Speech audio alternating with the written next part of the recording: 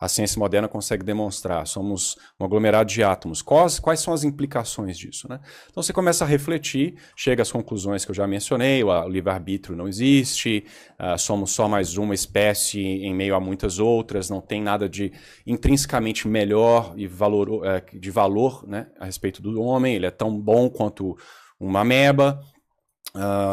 Só que eu acho que toda pessoa, quando ela vai chegando nessa conclusão, ela é tão contrária ao senso comum, ela voa na sua cara, assim, de tão estúpido, que você fica assim, não, pera lá, será mesmo que eu e uma barata temos o mesmo valor? Será que a moralidade é algo relativo? Será que matar uma criança no ventre, a própria mãe fazê-lo, é uma coisa aceitável? Então aquelas dúvidas sempre ficam, né? Mas como eu era relativamente consistente intelectualmente, eu falei, poxa, essas conclusões estão se seguindo das premissas materialistas. Ainda que eu não goste das conclusões, eu tenho que aceitá-las, porque é onde elas estão chegando. Mas fica aquela coisa, né? Então, o primeiro processo foi observar que eu me mudei para os Estados Unidos para fazer um sanduíche lá. Lá nos Estados Unidos, essas pautas de esquerda, ateias, já estavam muito mais avançadas, né? O Brasil, geralmente, as coisas chegam um pouco atrasadas. Então, tudo que está começando agora aqui no Brasil, na década passada, já estava avançado. Então, eu vi aqueles extremos nos Estados Unidos, aquelas loucuras, assim, do pessoal mais de esquerda, e eu fiquei um pouco horrorizado, assim, sabe? Falei, nossa, isso aqui está um pouco demais. Aí eu volto ao Brasil, até comecei a perceber já no meu mestrado, no FMG, esses conceitos começando a ser importados, né? Às vezes até em inglês, né? A mulher falando, homem fica dando mansplaining, não sei o quê. Eu falo assim, espera aí, essa terminologia nem é sua, onde tá chegando isso, né? Mas eu digo isso porque aí eu cheguei numa fase estranha que eu, tendo lido os comentários dos meus vídeos, eu percebo que ela é comum entre pessoas com o meu background. Eu comecei a achar que o problema do mundo era um problema político. Então, o problema era a esquerda. Logo, para resolver os problemas do mundo, esses extremismos que eu estava observando, a relativismo moral, tanto o pessoal lá, com toda religião é igualmente boa, mesmo que uma esteja cortando a cabeça do pessoal lá. Aí eu falei, não, então eu tenho que virar o outro extremo. Aí eu virei um anarcapitalista, entendeu? Que geralmente é assim, né? Quando você se aterroriza com um extremo, você acaba caindo no outro. Né? E Aristóteles já dizia que a virtude está entre os extremos, né? No meio. Então, essa foi a primeira fase, né? Virar um anarcapitalista de direita. A segunda fase foi, de pouco em pouco, perceber que as coisas que eu não estava gostando ali naqueles grupos, eles estavam chegando àquelas conclusões exatamente por causa das mesmas premissas ateias que eu defendia. Então, se eu estava reclamando do relativismo cultural, que o pessoal estava dizendo que qualquer cultura é igualmente boa, eles estavam partindo disso, da ideia de que o ser humano é um animal que evoluiu, que as culturas, o que importa é uma cultura que permanece, a população permanece viva e reproduzindo, se está se dando bem, não interessa como você vai chegar àquilo dali, não interessa se está cortando cabeça, se está fazendo chio assado, vestindo desse ou desse jeito, tendo a sociedade sendo mantida, tendo filhos e progredindo, ótimo. Aí eu comecei a ficar um pouco consternado, eu falei, pera lá, então quer dizer que as premissas do meu ateísmo estão levando a conclusões que eu não tolero? Então eu tenho duas alternativas, ou eu abandono o materialismo, ou eu aceito o que esse pessoal está falando para ser consistente, entendeu? Então eu fiquei nessa sinuca de bico, me mudando para a Europa para o doutorado, eu comecei a observar outras coisas. Você vai numa catedral gótica, sei lá, em Sevilha, ou na França, vai numa Notre-Dame, compara aquilo dali, né, que foi construído por pessoas ditas da Idade das Trevas, né? E você olha para aquilo e você vai no Museu de Arte Moderna, que é influenciado pela mentalidade materialista, vê uma banana grudada na parede, um quadro que é uma coisa branca com 2 traços de tinta, e você olha, não, pera lá, tem alguma coisa errada aqui, né? Isso aqui é objetivamente belo, aquilo é objetivamente feio. Tem alguma coisa que informa a construção dessa catedral. O que é? A contemplação do eterno. Porque, veja, o cara que constrói uma catedral, ou o arquiteto, não que fosse apenas um, ele muitas vezes não enxergava a conclusão da sua obra naquela época, né? Uma catedral levava-se 100 anos, 100, 200. Então ele estava fazendo aquilo para um bem maior, né? Para Deus. É por isso que a catedral é bela, porque Deus merece o melhor. E também para elevar a alma do homem, né? Você está num lugar belo, vocês sabem disso. Vamos ser honestos, São Paulo é feia. Você está numa cidadezinha bonita, agradável, com muita natureza, casas bonitinhas, você se sente melhor. Numa cidade que é tudo cinza, ela te oprime, você se sente mal. Então a catedral está ali para te elevar, né? O Museu de Arte Moderna está ali para te revoltar, entendeu? Então você vai observando o que leva a uma catedral como essa.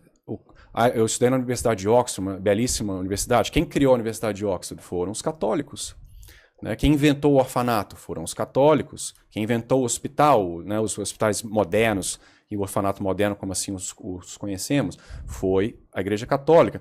Aí você começa a observar essas coisas, fica difícil de não ficar encucado enquanto ateu. Né? E eu comecei a ficar assim, não, pera lá, tem alguma coisa errada. Né?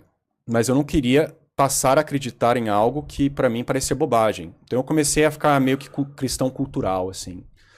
Falar, não, parece que o catolicismo é importante para uma sociedade se tornar saudável, né? Para a moral ficar elevada, para as pessoas amarem o próximo como a si mesmo, para amarem a criança no ventre, para ter belas artes, para ter uma bela cidade. Mas aquela partezinha lá de Jesus, as historinhas, isso aí é para massa. Eu sou muito inteligente, eu não preciso dessa parte. Você não era um cristão cultural, você era um ateu cultural. É porque o Richard Dawkins... Você ainda não acreditava, né? Não é, mas tem essa terminologia lá fora. O cara ele não acredita, mas ele quer que a cultura seja cristã, ainda que ele seja ateu. Que ele acha que é bom para a cultura, mas no fundo é uma arrogância, porque ele acha que ele é inteligente demais para precisar da parte espiritual, entendeu? A igreja acertou em quase tudo, só errou no principal, entendeu?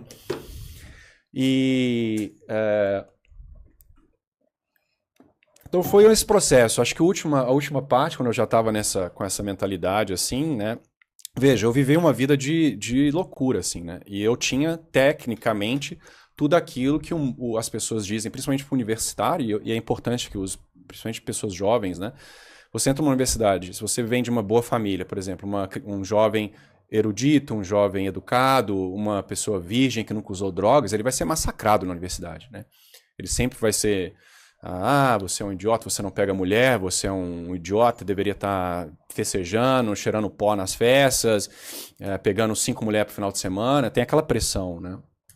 E eu fazia tudo isso. Então eu estava fazendo o que as pessoas dizem no mundo moderno que leva à felicidade, né? Eu estudei nas melhores universidades do mundo, estava lá em Oxford, que é uma das mais prestigiosas universidades do mundo, saía com mulheres o tempo todo, festejando, tinha a vida do rei, né? Pagão. E quanto mais eu fazia, mais vazio eu ficava. Tá, aí você pensa, não, cheguei a, sei lá, 50 mulheres, talvez se eu chegar a 60 vai ser melhor. Talvez se eu pular de maconha para outra droga mais pesada, eu vou finalmente me divertir mais. E fica aquela coisa vazia, né? Não vai levando a lugar nenhum. E aí a minha vida foi chegando num ponto que ela não tinha mais significado. Você é ateu, você acha que você é um pacote de átomos que evoluiu por causas naturais, não há propósito na sua vida, você vai morrer e virar pó, o que você fizer aqui não tem valor nenhum, você vai virar pó, e eu fazendo as coisas que tecnicamente levam à felicidade, não levava a lugar nenhum, e aí eu fui deprimindo, cara, a realidade é essa, fui ficando infeliz. Aí esse foi o último processo, eu acho que era Deus me humilhando, porque eu era muito arrogante, né? Porque enquanto ateu, eu achava que já tinha todas as respostas, que todo cristão era idiota, e eu nunca escutava, falava, não, nem escutava, cara. Não é nenhuma questão de escutar, falar, não, realmente, seu argumento é bom, deixa eu pensar sobre ele. Não, eu já sei que você está errado. Pra que escutá-los? Aí, aquela arrogância, Deus precisava baixar minha bola. E foi essa depressão mesmo, cara. Fiquei assim mal em Oxford, eu tava me sentindo horrível, eu tava num estado deplorável. Eu falei, chega, time out. Falei, eu preciso dar uma trancada, volto ao Brasil. Aqui, né, eu finalmente, por causa do meu estado deprimido, ele culpa todos menos ele. Se você já tiveram a infelicidade, né, ou a tristeza de conversar com uma pessoa que está sofrendo de depressão, ela não enxerga que o problema muitas vezes é dela. Ela acha que é meu pai que é chato, eu apanhava de não sei quem, o meu chefe me trata mal, a cidade que eu moro é horrorosa. Então, quando eu volto ao Brasil, né, eu já tinha criado 1 milhão de desculpas. Eu não enxergava ainda que era essa vida desregrada minha que levou a isso. Eu achava que era o tempo da Inglaterra, aquele clima nojentinho, sempre chovendo. Eu achava, às vezes é o pessoal de Oxford que é chato, a minha cultura é muito melhor. Quando eu voltar para o Brasil, eu vou me sentir maravilhoso. Voltei para o Brasil, voltei a fazer as mesmas coisas que eu sempre fiz, saindo com amigo, enchendo a cara, mulher, não mudou nada. Deu uma melhoradinha de leve, porque você está no seu país, né, com seus amigos, né, família, mas estava chegando mais e mais próximo da data de retorno, né, porque eles te dão um intervalo ali para você se tratar, por assim dizer, e voltar. E nada.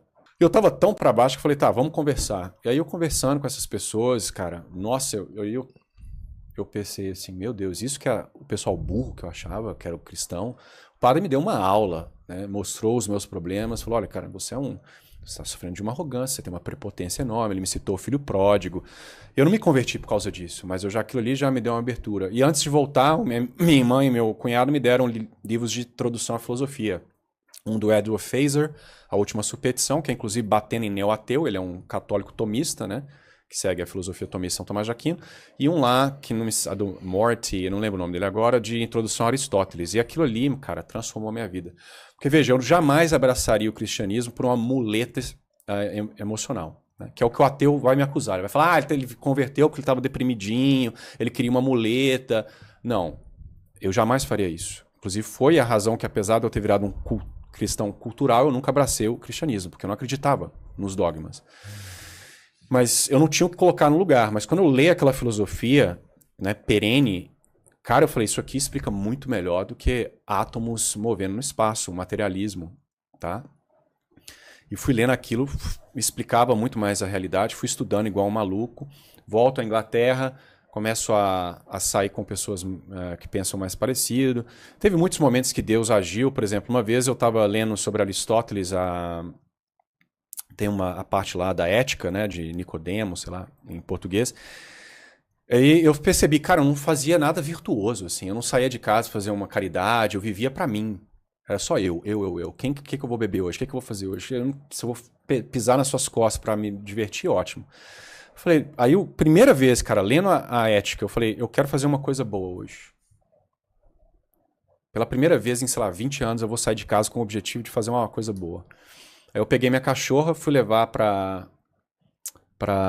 um asilo de idosos, para ver se o pessoal podia, né, um idoso, para os idosos brincarem com a cachorra. Na hora que eu tô chegando no asilo lá perto da minha casa, tem um idoso entrando na porta. Aí eu paro ele, explico, como bom britânico, ele ficou meio desconfiado, o que esse cara quer fazer aqui? Bom brasileiro, né? Enfim, long story short, na hora que eu entro, eu achei que eu ia ficar falando, o idoso tá sozinho, quer escutar, brincar com a cachorra. Aí ele me faz um chá lá como bom britânico, aí eu pergunto sobre ele eu falo sobre minha vida, os meus trabalhos lá, minha pesquisa, ele gostou muito. Aí eu pergunto para ele um momento assim, e o senhor, o que o senhor é? Eu sou historiador. Ele falou, eu inclusive fui professor e formou em Cambridge, que é junto com Oxford, as duas maiores universidades lá da Inglaterra. Eu falei, historiador de quê? Aí ele, historiador do Novo Testamento. Eu trabalho com Jesus histórico. Aí eu falei assim, você tá me zoando, cara. Primeira coisa que eu saio, vou fazer uma caridade, aí eu trombo, a primeira pessoa que eu trombo é um historiador do Novo Testamento especializado em Jesus histórico. Eu falei, quer saber? Fala desse Jesus histórico aí. Fiquei lá escutando. E ficamos amigos. Eu passei aí todo sábado às 3 horas da tarde na casa dele. Tá? E a partir dele eu conheci outros cristãos lá em Oxford, pessoas extremamente inteligentes. E de pouco em pouco eu fui tendo a conversão assim orgânica, né? Estudando a filosofia tomista, comecei a acreditar na existência de Deus pelas provas filosóficas da existência de Deus. Demorou para eu aceitar Deus enquanto uma pessoa, então eu passei a acreditar num Deus meio causa, essa causa que causa tudo, mas não uma pessoa. E em algum momento eu tive que aceitar, se a Igreja Católica acertou em tudo, como que ela ia errar no central? Né? Que é a encarnação de Deus, quem é Deus, a relação pessoal entre o homem e Deus. E aí eu resolvi dar uma chance. Falei, não, então não tem como ela ter errado. Aí, quando você se abre a Deus, ele responde. Tá? Então essa última passada, né, aceitar que Deus é Cristo, que veio ao mundo, encarnou, se tornou homem, morreu na cruz, foi a última etapa.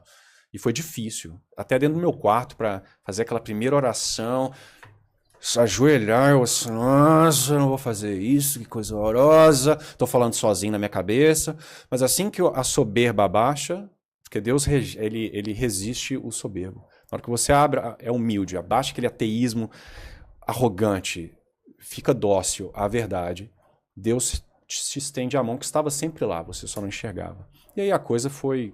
Até essa resistência teve na hora da oração. Claro, então, e dura um tempo, né? Porque não tem como. Não é que eu via, né, eu tive uma experiência mística, um anjo apareceu para mim, vai se converta e blá blá blá. Não, foi um processo intelectual de estudo de filosofia. E você não troca de ideia, né? Toda a minha vida, todo o alicerce do meu estudo, dos meus pensamentos, estava ali no materialismo. Então, para eu abandonar aquilo e abraçar uma coisa completamente contrária, não é tão simples, né? É um processo. Mas Deus te ajuda nesse processo, né? E hoje você ora o tempo todo, né? A gente foi almoçar ali, eu vi que antes de se alimentar ali, você fez uma oração ali para agradecer. É, claro, mas a gente sempre pode rezar mais. Eu ainda sou um católico muito medíocre. Mas é a transformação na minha vida, né? Porque as pessoas, é outra coisa que é importante falar, né? As pessoas, os ateus acham, eu achava isso, né? Eu falava, como eu falei, a religião é uma muleta, né? O ópio do povo, né? Que erro grotesco. Porque veja, o cara fala, você virou religioso pra ter uma muleta emocional, você estava deprimido, por isso você abandonou o ateísmo, você não era ateu coisa nenhuma. Meu, você acha que abandonar todos os vícios que eu tinha, sair de uma vida desregrada, passar para uma vida que você tem que abraçar a castidade, viver com a virtude, parar de mentir, parar de falar palavrão, viver conforme Cristo viveu, você acha que isso é fácil? Você acha que é mais fácil? Veja que pensa do ponto de vista secular. É mais fácil ser honesto ou corrupto? Você resistir, o cara querer te corromper lá, lava minha mão aí que eu te cai 10 mil no seu banco. É muito mais fácil falar, não, beleza, lava sua mão, do que falar, não vou fazê-lo. Então é muita ilusão achar que a vida do cristão é uma vida mais fácil. Deus prometeu a cruz ao católico. Não, a gente sofre, eu sofro perseguição. Quantas pessoas não me ridicularizam no meu canal? Falam, blasfemam, falam que eu sou um idiota, que eu estou vendido, que eu ganho dinheiro para fazer o que eu faço, que é por isso que eu não acredito nas coisas que eu falo. Eu sou atacado todos os dias. Você acha que eu estou ganhando o quê com isso? Mas tem, de fato, não é uma muleta. O fato de você acreditar em Deus, isso te dá um suporte psicológico, não significa que essa seja a causa de você acreditar em Deus. Né? Tem pessoas que têm uma religião, eles aproximam da religião de uma forma muito emocional, tá? Mas o catolicismo, tecnicamente, ele não defende isso. Não que você não possa, né, por exemplo, chorar em uma missa ou numa oração, é o que a gente chama de consolação. Não é que isso seja errado. Mas Deus, ele é logos, né? Ele é pura razão, ele é pura inteligência, né? Ele não tem sentimentos propriamente falando, ele não é um ser de matéria, né? Só seres materiais sem sentimento. Ele é pura inteligência, ele é uma mente, né? Então, a Igreja Católica convida ao homem a se aproximar de Deus intelectualmente, né? A oração é um ato intelectual de reconhecer a graça, a glória de Deus, ter uma conversa. É óbvio que nesses processos você também ganha um consolo emocional, mas não necessariamente. Uma das coisas que mais ocorre, principalmente para católicos que já estão num grau de santidade muito alto, é a aridez espiritual. Você não sente nada. Você vai ler os escritos dos santos, Santa Teresa, São João da Cruz, fala-se, né, o período negro da conversão, da alma. Você sente até repulsão à oração. Não é fácil, né? O pessoal acha que é oração. Tem vezes que parece tudo pesado, você não quer rezar de jeito nenhum, você tem que fazer aquele esforço para rezar, porque é a coisa certa a se fazer, não é fácil. Então, muitos se enganam aqueles que acham que a religião é algo que é só uma muletinha. Não, a religião, pelo menos a católica verdadeira, ela implica a cruz, uma cruz diária, é você oferecer a sua vida, se necessário, por algo maior que você. Então, não tem nada de emoçãozinha. Você tem alguns que publicamente só falam de emoção, é porque eles perderam o contato com o que é o verdadeiro cristão, um Deus que não é o dele, né? Você está dizendo, prova que Deus existe. O cara fala, tá, vou te provar. Aí ele te dá uma via filosófica da prova. Né? A própria Aristóteles, que, né, era pagão, Ele chega à conclusão que existe um primeiro motor, uma causa primeira, não porque ele aprendeu, né? A sociedade dele era uma sociedade politeísta. Ele chega a essa conclusão por argumentos dedutivos, observando a realidade, né? Aí ele conclui que, dado o mundo sendo o que é, não vou dar aqui, eu não sou um filósofo, né, mas ele fala, né, observando que há mudança, então uma causa não pode ser causa de si mesma, você não pode chegar a uma regressão infinita para causalidades essenciais, ele vai chegar ao ponto que deve ter uma causa primeira que ela não, nada age nela, né? Então são argumentos dedutivos, mas o ateu todinho, ele não vai aceitar isso, porque ele é um cientificista, ele acha que só as coisas materiais provadas pela ciência moderna que existem, basicamente, né? O que é um erro crasso, né? Isso é um erro aí positivista, que já nem na própria academia se defende isso mais, né? Se pegar uns ateus aí mais bem informados, eles não vão fazer um argumento infantil desse.